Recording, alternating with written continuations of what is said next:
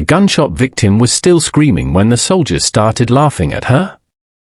Blood soaked through the gauze faster than she could change it, the monitors were shrieking, and in the middle of the chaos, a young army sergeant looked at the small woman working over his wounded friend and muttered that they needed a real nurse, not some rookie who looked like she belonged behind a coffee counter. Nobody in that emergency room knew her name yet. Nobody knew what was tattooed beneath her sleeve. And nobody, especially not the soldiers standing in that hallway with their arms crossed and their trust already gone, could have imagined what she was about to reveal. If you believe in kindness, in second chances, and in people who prove themselves through action instead of words, stay with this story to the end. Please like this video, drop a comment, share it with someone who needs a little hope today, and subscribe to the channel so you never miss a story like this one. Her name was Sarah Whitfield, and she had been working at Fort Belmore Regional Medical Center in North Carolina for exactly 11 days. 11 days of double shifts, 11 days of senior nurses testing her, 11 days of proving she belonged in a trauma unit that swallowed rookies whole and spat out the ones who couldn't keep up. She was 26 years old, quiet in a way that made people underestimate her, and she carried herself with a stillness that some mistook for fear. It was never fear. It was discipline. But nobody in that hospital knew where that discipline came from, because Sarah never talked about her past. She kept her sleeves down, her head low, and her focus entirely on the patients in front of her. That particular Tuesday night, 3 Hums had been ambushed during a training exercise gone wrong at the nearby base, and 4 soldiers were rushed into the ER within minutes of each other, one of them bleeding out from a shrapnel wound in his thigh. The trauma bay turned into controlled chaos, doctors shouting orders, machines beeping in overlapping rhythms, and a knot of soldiers gathered just outside the curtain, unable to do anything but watch and worry for their brother in arms. Sergeant Jake Reynolds was among them, his uniform still dusty, his hands shaking with adrenaline and fear. When he saw Sarah step in to help stabilize his friend, small and unassuming, moving with a calm he didn't understand, he assumed the worst. He assumed she was in over her head. He said it loud enough for the whole hallway to hear. He said they needed somebody who actually knew what combat trauma looked like, not some girl playing nurse. The words hit like a slap, but Sarah didn't flinch. She didn't even look up. She kept her hand steady on the wound, applying pressure with a precision that came from somewhere deep, somewhere she had buried a long time ago. The attending physician, Dr. Marcus Levinson, shot Jake a warning glance, but the damage was already done. The other soldiers shifted uncomfortably, some nodding in silent agreement with their sergeant, none of them defending the woman who was, at that very moment, the only thing standing between their friend and a body bag. For the next 40 minutes, Sarah worked without pause.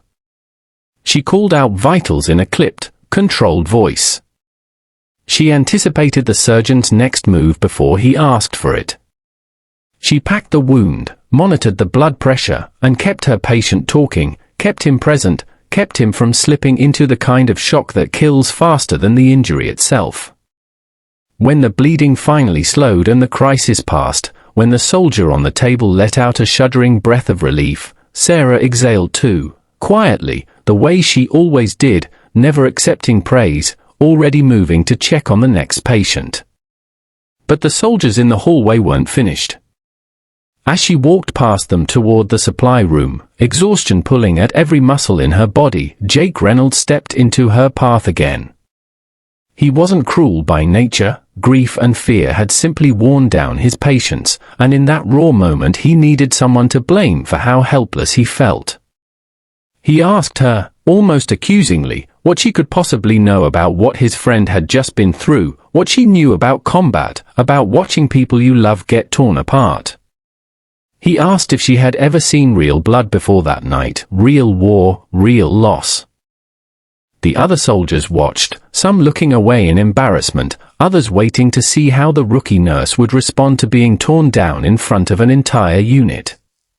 Sarah stopped walking. For the first time all night, she turned to face him directly, and something in her eyes had changed, something quiet and steady and impossible to argue with.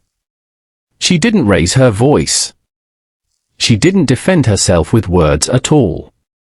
Instead, she reached down and rolled up her sleeve, slow and deliberate, revealing a tattoo that ran along her forearm, faded slightly from years of desert sun, a Marine Corps eagle, globe, an anchor, and beneath it, a string of coordinates and a date that anyone who had served would recognize instantly as a deployment marker. Beneath that, in smaller script, were 3 names. The hallway went silent.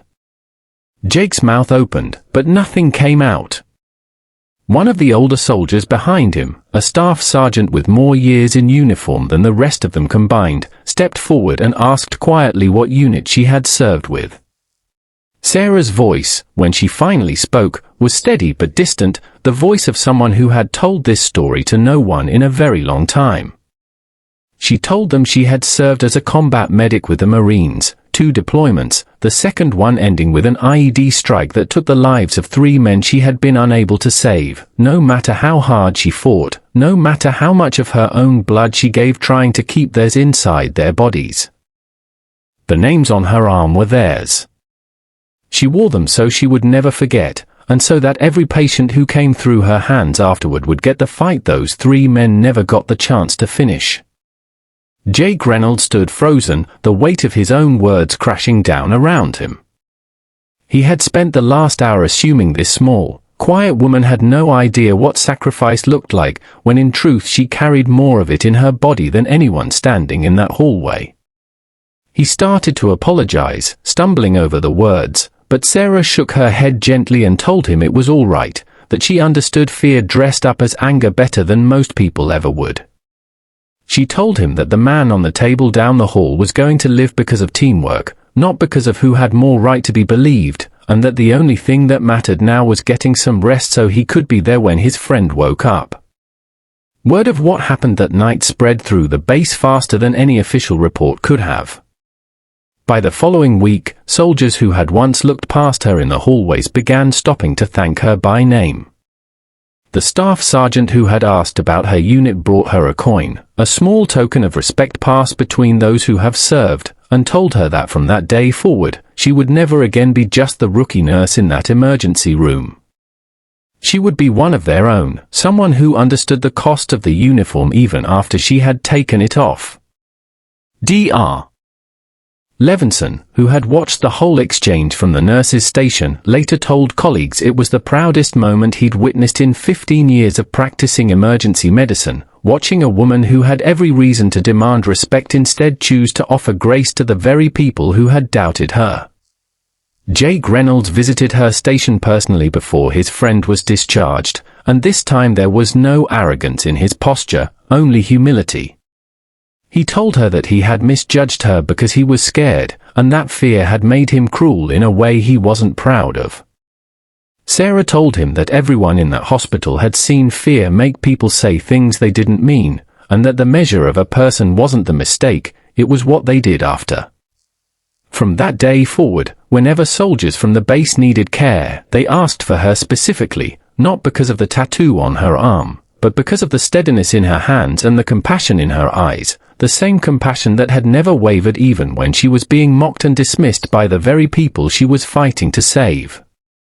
If this story touched your heart even a little, if it reminded you that the quietest people often carry the heaviest and most honorable burdens, please take a moment to like this video and share it with someone who needs a reminder that kindness and strength are never opposites.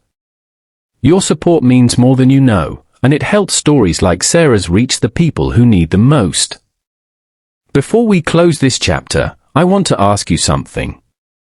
If you have ever been misjudged before someone truly saw who you were, or if you know a veteran, a nurse, or a first responder who deserves more recognition than they receive, type the word respect in the comments below.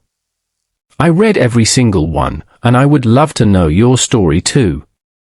Sarah Whitfield still works the night shift at Fort Belmore Regional, still keeps her sleeve down most days, still carries the names of 3 men on her arm and the memory of the fight in that hallway in her heart. She never asked to be seen as a hero. She only ever asked for the chance to do her job, to save the lives in front of her, and to prove that sometimes the people the world underestimates the most are the very ones who end up saving it. And on that Tuesday night in a small emergency room in North Carolina, that is exactly what she did, one steady, unshaking hand at a time.